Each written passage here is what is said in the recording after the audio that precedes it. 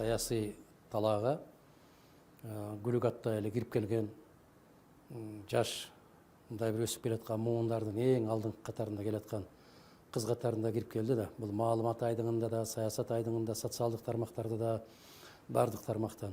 Андай жетишкендиктерге кантип жетишсе болот? Биринчи кезекте таза жүрөк менен, майтарылбас эрк менен, анан бир кайталангыс колк мүнөз менен.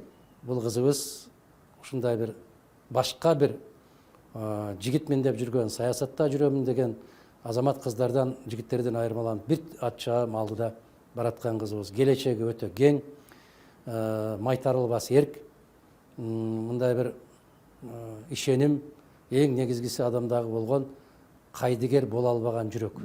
Кудай буйрса, Аллах канча өмүр берген болсо, өмүрдүн баары элим үчүн, жерим үчүн деп соккон жүрөк, эл үчүн сарптаганга дайым даяр экендигинде менде күмөн жок буйрса. Өмүрү узун болсун, ден соолугу бекем болсун, эрки, күчтүү, келечеги алдыда.